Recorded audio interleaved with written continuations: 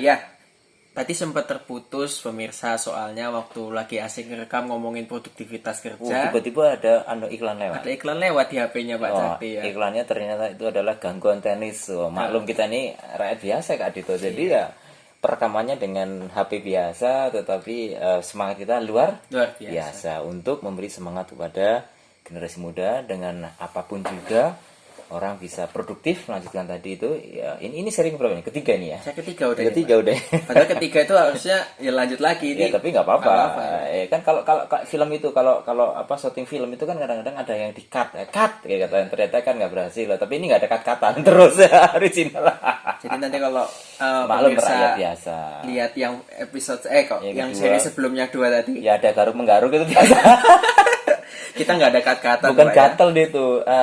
Apa itu ada krik krik krik krik krik ya. Jadi gangguan Ya, pemirsa, oke. memorinya udah mau penuh gitu kan, tapi kaget ya Pak ya. Ya, Ini mau biasa. gimana gitu kan. Nah, kalau tadi kita udah ngomongin soal reward untuk orang yang melaksanakan MER ya Pak ya. Kemudian kalau yang tidak melaksanakan MER itu bentuk punishment-nya seperti apa Pak? Gini, punishment-nya itu sangat sederhana di dalam MER itu adalah hal-hal yang sangat biasa. Jadi misalnya gini, anak sekolah yang tidak bisa ngerjakan ujian kan nggak lulus. Berarti punishment-nya dia tidak naik kelas.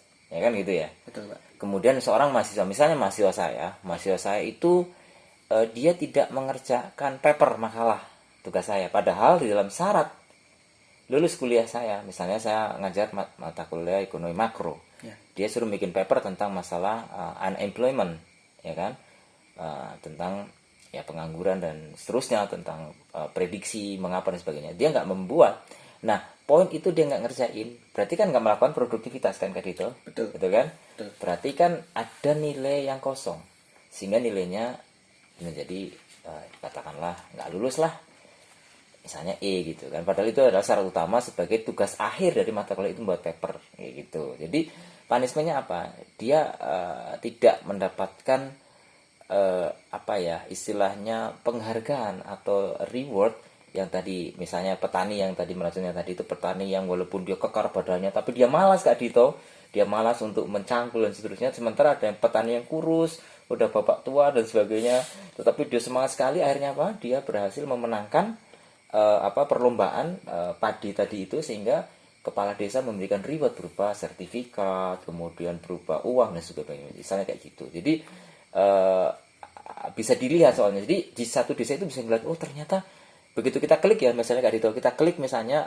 produksi beras misalnya, atau kita di daerah kita ada yang produksi beras, siapa sih yang produksi berasnya paling tinggi, dan kita kan tahu di situ kan pelakunya siapa, kan kelihatan semuanya. Ya kan Kak Dito ya. Pelaku bukan pelakor ya Pak. Oh bukan pelakor, pelakor itu nanti jadi kucing garong nanti. Lanjut Pak. Gimana lagunya kucing garong? Kelakuan si kucing garong. Kelakuan si kucing Nah, garong ya. tapi ini bukan kucing garong. Ini pelaku dari sebuah pelaku ekonomi di mana orang bisa tahu, oh ternyata Pak A itu malas walaupun badannya besar, Pak B rajin. Jadi kita respect terhadap orang itu. Nah, kita buka di MER itu semuanya seperti itu. Jadi kita tahu mana tetangga kita yang malas, mana yang hanya menunggu istilahnya nasib lah ya, dengan yang tadi produktif. Nah, orang pasti yang produktif kan nggak itu, apalagi mau membantu orang lain. Nah, jadi kembali kepada mahasiswa saya, berarti mahasiswa saya itu di samping dia nggak lulus, dia dapat punishment-nya itu berupa tadi nggak lulus, dia harus mengulang mata kuliah tahun berikutnya. Nah, jadi contoh kecil aja misalnya ya, katalah RT ya, di RT itu ada setelah di sistem MER itu kan bisa mendeteksi banyak hal Kak Dito. Satu, mendeteksi siapa tadi orang yang butuh makan ya kan, karena kita di MER ini kan memperhatikan banget nih urusan perut nih Kak Dito. Coba Kak Dito kalau perutnya kriuk gimana Kak Dito? Dia akan mencari-cari kan apapun yang ada di dapur, walaupun itu sudah tinggal sedikit tetap dimakan kan gitu ya. Apalagi sudah di dapur nggak ada, di luar nggak ada, beli di pasar nggak ada, apa yang terjadi? Orang akan kelaparan dan akan mengalami frustasi massal, nanti berbahaya Kak Dito. Sehingga MER ini sangat mementingkan perut, artinya perut itu yang utama ya, makanya saling bantu tadi, siapa yang lapar itu harus segera dibantu, bukan bukan sekedar bukan sekedar istilahnya ingin mendapatkan apa dan bagaimana, tetapi dia memang punya kewajiban membantu sebelahnya. Walaupun kan ada loh, nanti konseptor ini jadinya nggak ikhlas dong. Misalnya kan di situ disebutin misalnya Tuan Amin membantu misalnya Pak Daryo misalnya gitu. Nah itu disebutin, oh Pak Amin telah membantu Pak Daryo 5 kg beras, ditulis nggak apa-apa, ditulis di dalam itu ya, kayak kita biasanya sumbangan-sumbangan di masjid itu kan disebutin Tuan ini. Tapi kan ada juga yang nggak disebutin namanya. Bisa jadi misalnya Tuan Amin diganti dengan misalnya Tuan A, boleh. Yang penting ada orang yang bantu Pak Daryo tadi yang kelaparan, sehingga RT tadi aman. Warga saya tidak ada yang mati kelaparan. Ya kan. Kedua, air, yaitu siapa yang kehausan dan sebagainya kan. Air saat ini kan penting Kak Dito, kan bisa terkontaminasi apalagi banyak bencana dan sebagainya kan. Sekarang kan air sulit, semakin sulit, sehingga bagaimana kita membudidayakan air, kemudian kesehatan dan seterusnya. Jadi intinya punishment itu adalah bagi mereka yang tidak ada produktif Kak Dito, sehingga akan dihukum oleh sistem. Jadi contohnya kayak gitu, kayak gini. Misalnya di dalam misalnya di grup WhatsApp, misalnya di grup WhatsApp alumni misalnya sekolahannya Kak Dito dulu ya, SMA, siapa yang tidak berkontribusi untuk misalnya pembangunan sekolah SMA ini misalnya gitu, maka mohon untuk bisa keluar dari grup misalnya kayak gitu, karena dia tidak mengikuti, misalnya kayak gitu, untuk sementara dikeluarkan karena dia tidak ada kontribusi. Itu kan bentuk punishment Kak Dito, paham ya maksud saya? Berarti dia tidak ada produktivitas, dia tidak ada upaya berbuat baik untuk membantu yang lain. Padahal sudah diumumin di grup bahwasanya semua alumni wajib, dan kan wajib sifatnya. Kemarin juga gitu, semua orang itu wajib. Jadi tidak ada kata-kata sunnah ini Kak Dito. Loh, kalau sunnah nanti seadanya aja, seananya ya. Seananya saja. Seananya baik. Seananya baik gitu. Jadi seperti itu Kak Dito. Jadi dan ini di Jepang, kenapa mereka itu Kak Dito itu sangat cepat sekali pertumbuhan ekonominya. Dulu setelah bom Hiroshima dan Nagasaki meletus di Hiroshima dan Nagasaki, Jepang kan kalah nih ceritanya. Tapi beberapa tahun mereka bangkitnya cepat. Kenapa? Mereka menerapkan disiplin, ada reward and punishment. Jelas. Jadi mereka yang malas akan dihukum atau tidak berhasil dihukum, tapi yang berhasil diberi reward. Jadi semangat kerjanya tinggi, sehingga tidak malas lah intinya. Jadi intinya Mer ini mencoba tanda kutip mendorong setiap warga itu supaya tidak malas, tidak santai-santai. Karena kondisi sekarang udah berbahaya loh Kak Dito kalau menurut saya. Coba Kak Dito bisa tahu nggak pandemi berakhir kapan? Nggak tahu kan. Sekarang guru besar, profesor, ahli manapun bisa nggak ada yang merediksikan, nggak ada yang tahu. Nggak ada yang tahu. Bahkan sekarang bahkan sekarang kan vaksin itu kan sudah divaksin, tetapi kan muncul varian baru kan gitu. Nah itu kan dunia sekarang kan uncertainty condition. Banyak orang mengalami frustasi, capek untuk mau sekolah nggak ada duit, mau makan sulit dan seterusnya. Tapi ini jangan sampai terus kemudian kita frustasi. Makanya kita perlu adanya semangat berbuat baik. Nah ini hanya bisa dilakukan dengan cara saling membantu. Itu tadi minimal di lingkungan kecil kita, kemudian besar-besar lingkungan desa, kecamatan dan seterusnya, seperti sampai lingkungan negara. Tapi at least bisa diterapkan di lingkungan yang paling kecil. Jadi Mer itu nanti ada semacam software Kak Dito. Software itu yang bisa mendeteksi siapa yang lapar. Jadi saya ingat banget ya pelajaran tentang 5G Kak Dito ya. Di 5G itu misalnya, mohon maaf ya, orang yang sakit di Papua, dokternya di Malang itu bisa melakukan operasi Kak Dito. Jadi dengan alat yang dari sini dia menggerakkan, misalnya jantungnya mau dipasang ring Kak Dito ya. Dia menggerakkan dari layar itu Kak Dito, di Malang itu layarnya gini, digeser ke sini, ringnya di sini. Ini langsung nyambung di sana Kak Dito, di Papua. Itu 5G. Bayangkan orang di Malang kok bisa ngoperasi di Papua. Ya kayak sekarang, dulu saya bilang ke mahasiswa saya sebelum 5 tahun yang lalu, saya bilang gini, suatu saat kalian kuliah sambil tiduran, sambil di dapur, sambil di pohon itu Kak Dito nyari sinyal itu. Mahasiswa saya yang dari maksudnya yang di daerah-daerah pedesaan kan susah sinyal. Oh masa iya Pak? Ternyata bener kan, sekarang saya kuliahnya anak-anak ada yang di pohon kelapa. Kenapa kamu di pohon kelapa nak? nyari sinyal pak. Ada di atap pohon, ada di atap rumah dan seterusnya. Itu terjadi dan itu kan bisa perkuliahan tetap online bisa. Nah itu 5G lebih gila lagi. Jadi 5G itu menggerakkan dari jarak jauh. Jadi artinya reward itu sangat mudah Kak Dito diberikan oleh pemerintah yang tahu bahwa mana rakyat yang membantu banyak orang, mana yang tidak cuek dan sebagainya. Dan ini bahayanya terutama bagi para pengusaha ekonomi Kak Dito. Tahu kan pengusaha ekonomi mereka yang punya kekayaan yang luar biasa, punya perusahaan banyak, tetapi dia tidak pernah simpati apalagi empati kepada lingkungan sekitar. Pada saat nanti bencana alam yang terjadi, orang kelaparan satu desa, kira-kira rumahnya pengusaha kaya raya itu mau digeruduk enggak? Atau kemungkinan bisa dijarah. Kenapa? Orang udah lapar, nggak ada makanan di sekitarnya, yang ada makanan hanya di rumah pengusaha kayak itu. Apa yang terjadi? Dijarah dan sebagainya.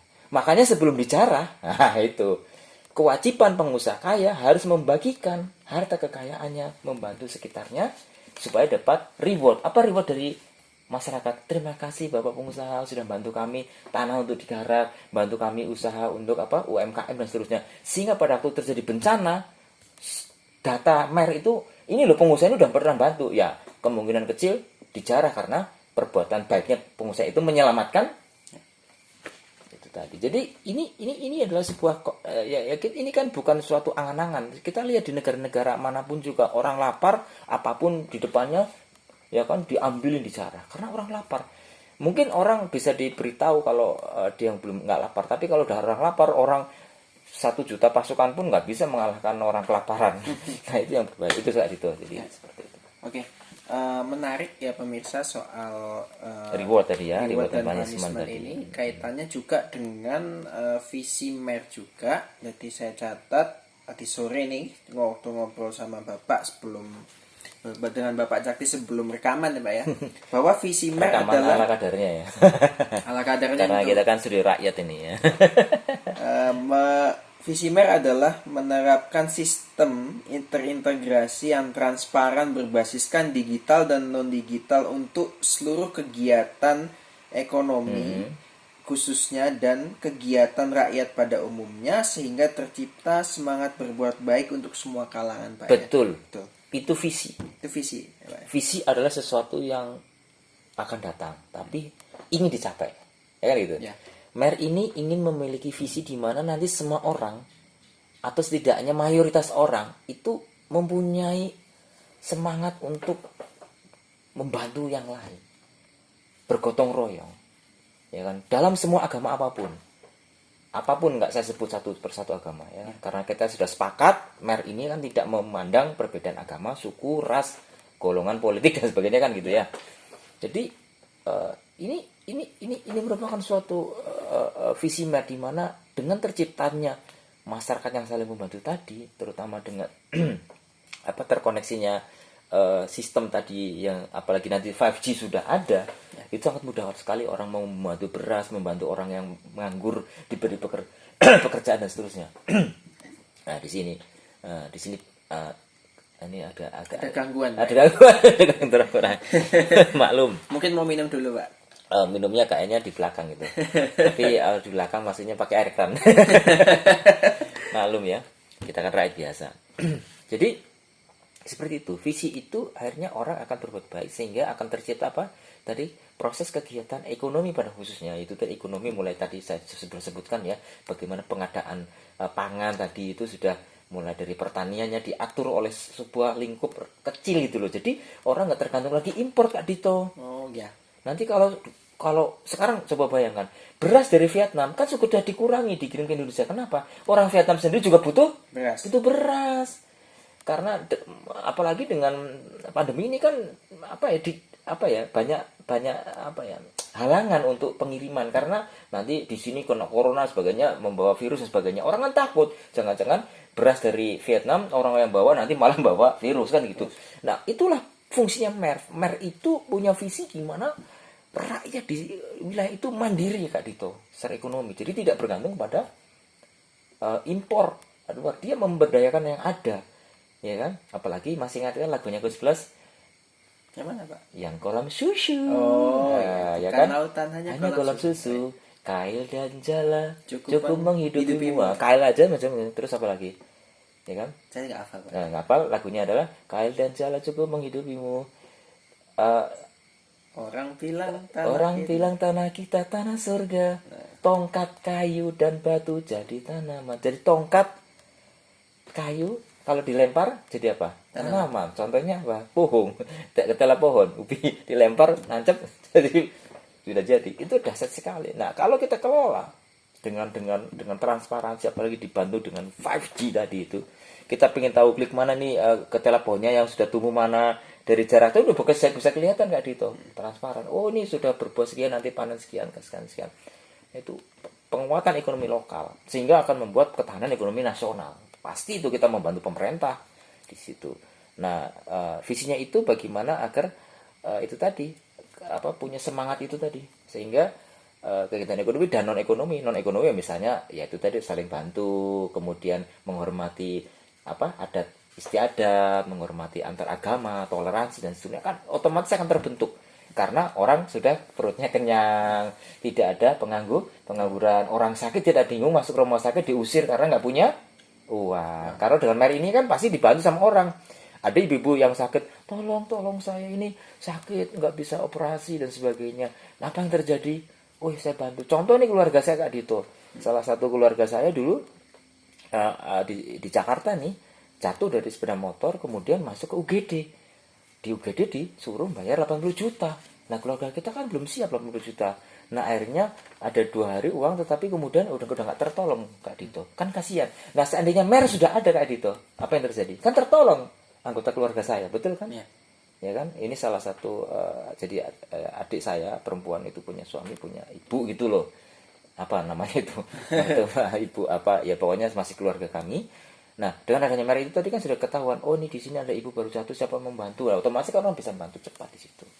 Nah, jadi itu visi nanti kita ingin kedepannya itu tercapai mer itu diterapkan lah, intinya kayak gitulah, diterapkan di semua wilayah di Indonesia khususnya seperti itu. Ya dunia ada umumnya kalau ya gimana? Jadi nanti mer itu rencananya akan diterapkan di lingkup negara atau dimulai dari yang terkecil dulu, Pak? Kalau menurut saya sebagai penemu dan inventor mer ini, ideologi baru mer ini diterapkan di tempat yang kecil dulu, RT contohnya. Jadi kami siap ini ya, walaupun kami ini rakyat biasa, tapi kami siap membantu para pejabat. Mungkin ada bupati yang tertarik dengan konsep kami, mau mengembangkan ekonominya dengan konsep mer, misalnya ditaruh di satu desa, nanti kami beri konsultasi di situ. Kita jamin bahwa produktivitas tadi kan ujung-ujungnya kan produktivitas kan, itu akan meningkat Kak Dito. Jadi tadinya misalnya desa itu panennya 1 ton, kemudian kita yakinkan bisa meningkat 2 ton. Kenapa? Itu tadi ada lahan yang nganggur tadi bisa dijual atau dimanfaatkan untuk orang lain. Nah kan selama ini kan mungkin ya orang nggak dipakai karena punya orang kaya digeletakno gitu, nanti itu jual beli tanah. Tapi dengan adanya mer ini kan saling membantu, itu seperti itu. Jadi jaminannya apa Pak Sakti nanti itu? Ya kalau tahun kedua tidak ada peningkatan, ya nggak usah bayar royalti ya Kak gitu ya. Jadi seperti diterapkan di wilayah kecil dulu Kak Dito. Baru nanti negara. Kenapa? Kalau negara itu nanti membutuhkan namanya payung hukum, namanya undang-undang Kak Dito. Jadi ada prolegnas kan di DPR kan. Kita tahu proses hukum itu kan. Bagaimana membuat undang-undang kan harus ada prolegnas dulu kan. Bagaimana ada dikaji dulu dan sebagainya. Makanya ini nanti di bawah undang-undang darurat pandemi dan undang-undang darurat bencana alam. Ini undang-undang mer ini. Undang-undang payung hukum untuk melaksanakan mer itu. Dikala negara sudah tidak mampu lagi untuk memberi makan rakyatnya, karena apa? Negara mau utang ke negara lain juga sudah tidak punya uang Kak Dito. Di mana negara sudah tidak bisa meminta bantuan ke negara lain karena negara lain juga sedang kekurangan Makan Kak Dito, pangan itu. Bagaimana membantu Indonesia?